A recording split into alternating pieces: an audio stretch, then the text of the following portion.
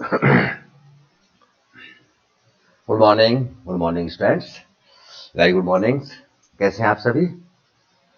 I think आप सभी बहुत अच्छे होंगे। स्टूडेंट्स, हमारी जो यूनिट चल रही है रेंट, लगान, उसी का ये नेक्स्ट वीडियो है।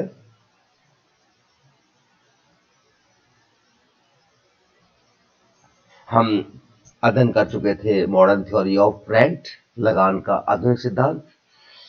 मैं doctor Anuj Kumar, associate professor, government college Dholpur. आज हम अध्ययन करेंगे कि जो आधुनिक सिद्धांत है उसके मुख्य तत्व क्या हैं, साथ ही साथ रिकार्डो के जो लगान सिद्धांत में और मॉडर्न थ्योरी ऑफ रेंट की हम तुलना करेंगे। क्या क्या अंतर है, क्या क्या समानताएं हैं, क्या क्या विषमताएं हैं।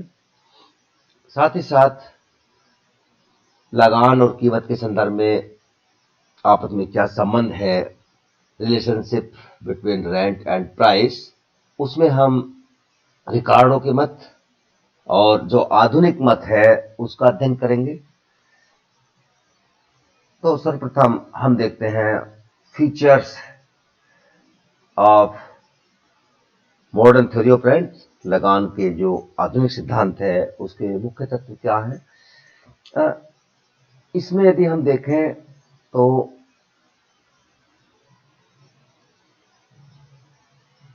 रेंट जो है वो एक इनकम का पार्ट होता है और उन फैक्टर्स के जिनकी सप्लाई परफेक्टली इनइलास्टिक होती है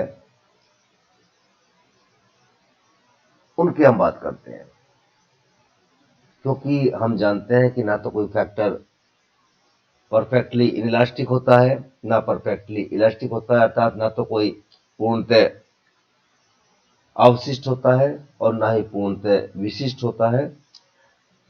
जितना विशिष्टता गुण पाया जाता है उतनी ही उसमें लगान की भूमिका होती है, लगान का भाग होता है।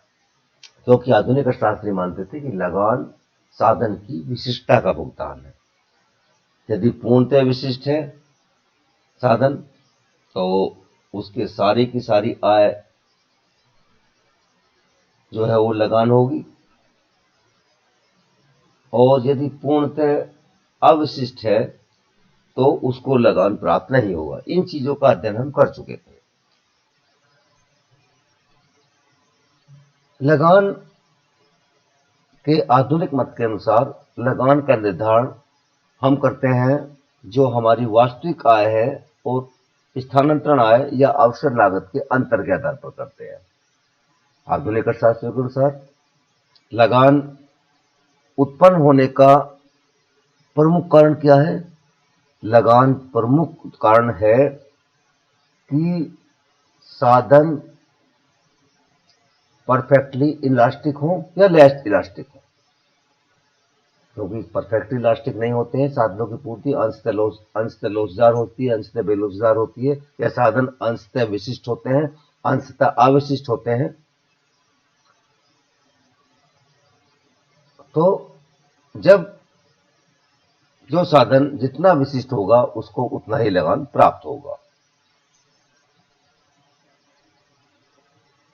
अब हम बात कर सकते हैं कि रिकॉर्डिंग थ्योरी और जो मॉडर्न थ्योरी है उसमें क्या तुलना है, क्या अंतर है। यदि हम बात करें लगान के अर्थ की, तो रिकार्डो के अनुसार लगान भूमि की मौलिक और एमनासी शक्तियों के प्रयोग के लिए या भुगतान है उसका। स्पष्ट है कि रिकार्डो के अनुसार लगान केवल भूमि को ही प्राप्त हो सकता है, लेकिन आधुनिक इकोनॉमिस्ट, जो आधुनिक अर्थशास्त्री है, उन्होंने कहा है कि लगान केवल भूमि को ही नहीं बल्कि उत्पत्ति के अन्य साधनों को भी प्राप्त होता है। रिकार्डो ने जो भूमि के विशेष गुण बताए हैं वे उत्पादन के अन्य साधनों में पाए जाते हैं। जिस प्रकार के भूमि की सीमितता होती है, भूमि सीमित मात्रा में है, उसी प्रकार पूंजी, श्रम, साहसी ये भी सीमित मात्रा में होते हैं। अर्थात आधुनिक अर्थशास्त्रियों के अनुसार भूमि की भांति अन्य साधनों में भी सीमितता का गुण पाया जाता है और इसीलिए वे भी लगान प्राप्त कर सकते हैं। अर्थात स्पष्ट है कि लगान का आधुनिक सिद्धांत एक सामान्य सिद्धांत है। रिकार्डो के सिद्धांत में और आधुनिक सिद्धांत के अनुसार लगान एक अतिरेक या बचत है, परंतु रिकार्डो के अनुसार लगान सीमांत भूमि की लागत पर बचत है, जबकि आधुनिक सिद्धांत के अनुसार अवसर लागत पर बचत है। जो वास्तविक आय है और अवसर लागत है, जो दोनों अंतर होता है, उसके अनुसार हम लगान प्राप्त कर सकते हैं। ये मॉडिफिकेशन ऑफ रिकॉर्डन थ्योरी, ये मेजरमेंट ऑफ लगान की बात करें यदि हम, तो रिकार्डो के अनुसार लगान जो होता है वो सीमांत भूमि और अधोसीमांत भूमि की उपजों का अंतर है। रिकार्डो का मत था कि सीमांत भूमि के अतिरिक्त अन्य सभी भूमियों पर आय तथा उत्पादन लागत का अंतर अधिक होगा और यह अंतर ही आर्थिक लगान है। लेकिन यदि हम आधुनिक अर्थशास्त्र के अनुसार बात करें तो उनके अनुसार वास्तविक या वर्तमान आय तथा हस्तांतरण आय या अवसर लागत के अंतर को आर्थिक लगान कहा है। आधुनिक अर्थशास्त्र ने माना है कि लगान बराबर वास्तविक आय माइनस उसमें से यदि हम स्थानांतरण आय को माइनस कर देते हैं तो हमारा लगान प्राप्त हो जाता है। इसी प्रकार से लगान उत्पन्न होने के कारणों की यदि हम बात करें, रिकार्डो के अनुसार लगान भूमि की उर्वरा शक्तियों में अंतर के कारण उत्पन्न होता है। भूमि की मौलिक तथा अविनाशी शक्तियों की जो बात की थी, उसी के अनुसार उर्वरा शक्तियों में अंतर होता है, इसीलिए लगान उत्पन्न होता है। अच्छी एवं घटिया भूमि की उपज में अंतर ही लगान है। इस प्रकार रिकार्डो के अनुसार लगान एक प्रकार की भेदात्मक बचत, जबकि आधुनिक अर्थशास्त्रों की बात करते हैं तो लगान की उत्पत्ति का प्रमुख कारण साधनों की विशिष्टता है, जैसे कि अभी हम आधुनिक सिद्धांत में पढ़ के आए हैं। अर्थात लगान साधनों की विशिष्टता का भुगतान है। एक साधन के पुरस्कार में उस सीमा तक लगान का अंश होता है जिस सीमा तक साधन विशिष्ट होता है। जितना साधन विशिष्टता अधिक होगी या उसकी पूर्ति बेरोजगार अधिक होगी, उतना ही साधन लगान प्राप्त करेगा। तो ये causes of emergence of rent, लगान उत्पन्न होने के कारण के अनुसार हमने देखा कि रिकार्डो का मत क्या था। और यदि हम रेंट और प्राइस, लगान और कीमत की बात करें तो इसमें भी थोड़ा सा भेद है। रिकार्डो के अनुसार लगान कीमत को प्रभावित नहीं करता, बल्कि कीमत ही लगान को प्रभावित करती है। रिकार्डो ने साफ कहा है कि लगान कीमत में बिल्कुल सम्मिलित नहीं होता है, कीमत को प्रभावित नहीं करता है, क्योंकि निम्न कोटि की भूमि, जो सीमांत भूमि की धारणा है, निम्न कोटि की भूमि पर खेती तभी की जा सकती है कि जब अन्न की कीमतें इतनी बढ़ जाएं कि उस भूमि की उपज से उत्पादन लागत निकल आए। अर्थात हम सीमांत भूमि पर खेती कब करेंगे, या जो बिल्कुल जिसकी उर्वरा शक्ति सबसे कम है उसी सीमांत भूमि कहते हैं, जो कम फर्टाइल होती है। हमने दिगांत सिद्धांत में देखा था रिकार्डो के में भूमि को विभिन्न ग्रेड्स में बांट दिया था, तो जिसकी उर्वरा शक्ति सबसे कम होती है या स्थिति के अनुसार वही सीमांत भूमि होती है, लगान रहित भूमि होती है। तो उस पर खेती तब की जाएगी, कब की जाएगी, जबकि अन्न की कीमतें इतनी बढ़ जाएगी कि उस खेती से, उस भूमि पर या सीमांत भूमि पर खेती करने से उत्पादन लागत निकल आए। और सीमांत भूमि पर कोई लगान होता नहीं है। इसीलिए रिकार्डो ने जो कहा है कि कीमत, लगान जो है कीमत को प्रभावित नहीं करता, कीमत ही लगान को निर्धारण करती है। लेकिन आधुनिक अर्थशास्त्र की यदि हम बात करें तो आधुनिक अर्थशास्त्री रिकार्डो के मत को उपयुक्त नहीं मानते हैं। उन्होंने कहा है कि कई दशाओं में ऐसा हो सकता है कि लगान लागत का अंग होता है, कभी नहीं होता है। कभी लगान कीमत को प्रभावित करता है, कभी नहीं करता है। यदि हम देखते हैं कि अब उसमें यह है कि हम किस दृष्टिकोण से देखते हैं। हम ये देखते हैं कि एक कृषक की दृष्टि से या उत्पादक की दृष्टि से देखें, ठीक है। इसी प्रकार से हम संपूर्ण समाज की दृष्टि से देखें या हम उद्योग की दृष्टि से देखें, तो इनमें अलग अलग मत होता है।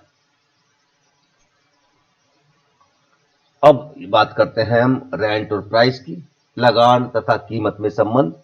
इसमें भी यदि हम इसको दो मतों में विभाजित कर लें, क्योंकि अभी हमने हल्का सा जो पढ़ा है लगान और कीमत में संबंध क्या होता है, तो इसको हम दो भागों में विभाजित कर लेते हैं।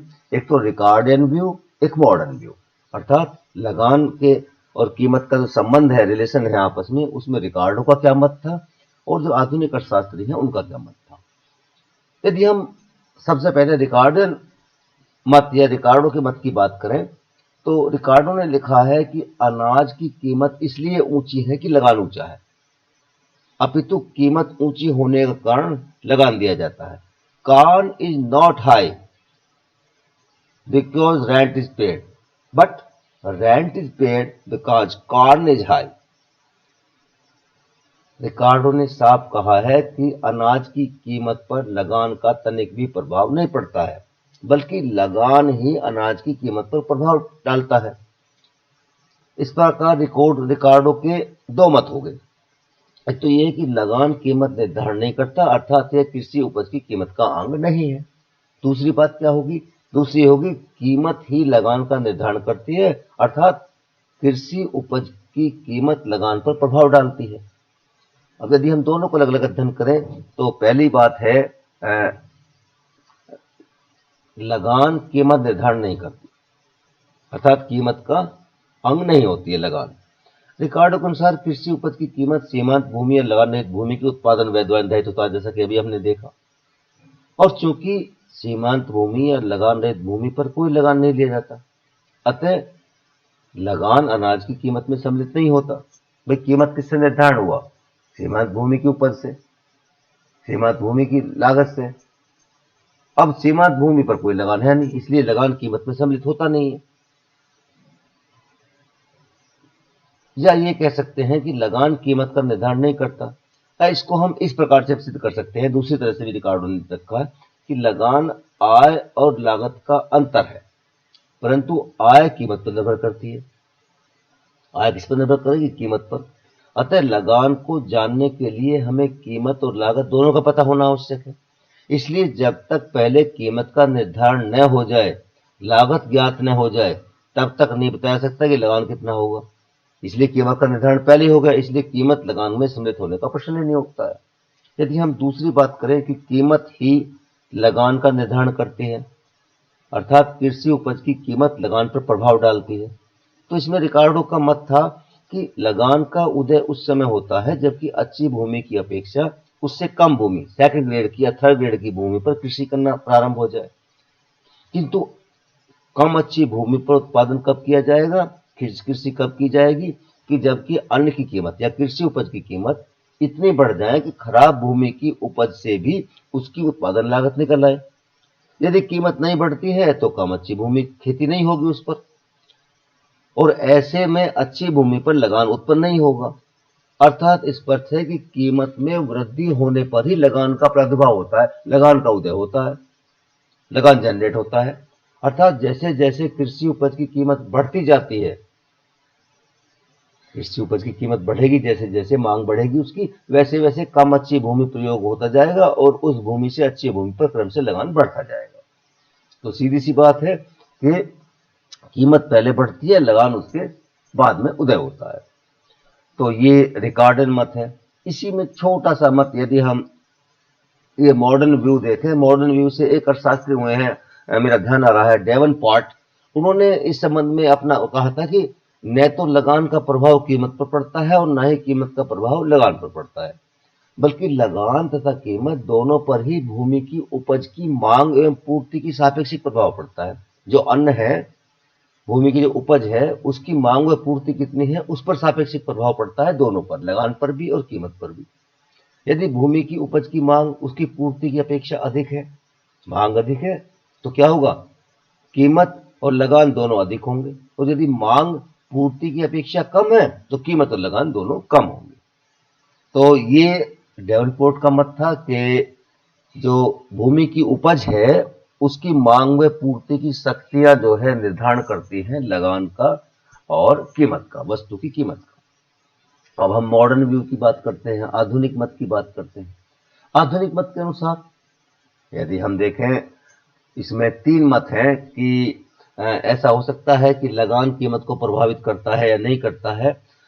लगान हम अर्थव्यवस्था के दृष्टिकोण से देखते हैं। इसके 3 दृष्टिकोण हैं। संपूर्ण समाज की दृष्टि से, from point of view of economy, from the point of view of industry और from the point of view of firm. अर्थात एक हम फर्म की दृष्टिकोण से देखते हैं, एक उद्योग के दृष्टिकोण से देखते हैं। यदि हम इसमें संपूर्ण अर्थव्यवस्था के रूप में देखते हैं, इकोनॉमी के रूप में देखते हैं, तो लगान को आधुनिक अर्थशास्त्रियों का रिकॉर्डों का विचार कि लगान कीमत को प्रभावित नहीं करता, केवल संपूर्ण समाज के संदर्भ में इतना संगत लगता है, क्योंकि पूरे समाज के लिए या पूरी इकोनॉमी के लिए भूमि की कोई स्थानांतरण कीमत नहीं होती है। वह प्रकृति का निःशुल्क उपहार होती है, क्योंकि और उसकी कुल पूर्ति स्थिर होती है।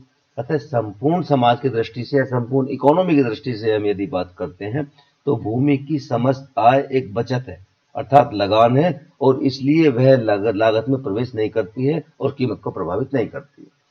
सीधी सी बात है कि यदि इकोनॉमिक दृष्टिकोण से हम बात करते हैं तो लागत में प्रवेश नहीं करती और कीमत को प्रभावित नहीं करती है। अब हम बात करते हैं एक इंडस्ट्री के अनुसार, एक उद्योग के अनुसार, और इसके बाद में है एक फर्म या इंडिविजुअल प्रोड्यूसर के अनुसार। यदि हम उद्योग के दृष्टिकोण से देखें तो भूमि की स्थानांतरण लागत होती है, और इस प्रकार किसी उपयोग में भूमि की समस्त आय लगान नहीं होती। चूंकि लगान में स्थानांतरण लागत सम्मिलित की जाती है, इसलिए एक विशेष उद्योग या भूमि के या किसी अन्य साधन की वास्तविक आय का उतना ही भाग उत्पादन लागत में जोड़ा जाता है जो कि स्थानांतरण आय के बराबर होता है, और यह कीमत निर्धारण में भी सम्मिलित होता है। अब इसको हम एक एग्जाम्पल से भी देख सकते हैं कि यदि एक भूमि पर चावल की खेती से 300 रुपये की आय प्राप्त होती है, जबकि इसी भूमि पर गन्ना उत्पादन करें हम तो 280 रुपये प्राप्त होते हैं, तो भूमि की 300 रुपये की कुल आय में से 280 रुपये जो कि स्थानांतरण लागत है ही लागत में सम्मिलित होगा, और यह चावल की कीमत में भी सम्मिलित होगा। शेष 20 रुपये छोड़ दिए जाएंगे। इस प्रकार हम देखते हैं कि एक उद्योग की दृष्टि से या एक इंडस्ट्री की दृष्टि से भूमि या अन्य साधन की आय का केवल वह भाग जो स्थानांतरण लागत के बराबर है कीमत को प्रभावित करता है, ट्रांसफर पेमेंट के बराबर है, वही जो है कीमत को प्रभावित करता है। अब यदि हम बात करें एक फर्म के या एक इंडिविजुअल प्रोड्यूसर या व्यक्तिगत उत्पादक के दृष्टिकोण से, तो व्यक्तिगत उत्पादक की स्थिति कुछ भिन्न होती है। वे अन्य साधनों की भांति भूमि साधन को भी कीमत देकर खरीदते हैं, जैसे हम सभी साधनों को कीमत देकर खरीदते हैं। अतः उस उत्पादित वस्तु की कीमत इतनी होनी चाहिए कि भूमि के उपयोग के लिए भूस्वामी को चुकाया गया भुगतान अर्थात लगान निकल आए। यदि लगान उत्पत्ति की कीमत से वसूल नहीं होता तो निश्चय ही उत्पादन का कार्य बंद हो जाएगा। अतः एक व्यक्तिगत या फर्म के दृष्टिकोण से उस भूमि का संपूर्ण लागत लगान उसकी लागत का अंग होता है और कीमत को प्रभावित करता है, अर्थात लगान के घटने बढ़ने का प्रभाव कीमत पर अवश्य पड़ता है। तो ये आधुनिक मत के अनुसार यदि हम बात करें, रेंट और प्राइस का जो आपस में संबंध है वो अलग अलग होता है। संपूर्ण समाज के दृष्टिकोण से अलग होता है, उद्योग की दृष्टिकोण से अलग होता है, इसी प्रकार से व्यक्तिगत उत्पादक की दृष्टि से अलग होता है। अब ये relation between rent and price जो अभी हमने बात की थी, ठीक है ना, from the point of economy, from the point of industry, from the point of firm, ये सारी चीजें हैं। डिफरेंस की यदि बात करें रिकार्डियन और मॉडर्न थ्योरी ऑफ रेंट में, रिकार्डियन थ्योरी में हम क्या करते हैं कि लैंड पर ही रिकार्डो कहते थे कि भूमि पर ही जो पढ़ चुके हैं हम लगान उत्पन्न होता है, जबकि मॉडर्न इकोनॉमिस्ट मानते थे कि हर उत्पत्ति के सभी साधनों को लगान प्राप्त हो सकता है। यदि रिकार्डियन थ्योरी की बात करें तो उन्होंने कहा था कि कुछ पावर होती हैं, मौलिक तथा एनर्जी शक्तियां होती हैं भूमि की, जिसको कि हम उर्वरा शक्ति बोलते हैं, फर्टिलिटी बोलते हैं, उसके कारण लगान पैदा होता है। जबकि मॉडर्न जो इकोनॉमिस्ट है वो कहते हैं कि जो वास्तविक आय है या वर्तमान आय है और जो ट्रांसफर अर्निंग्स है, हस्तांतरण आय है, उसका जितना अंतर होगा वो लगान होगा।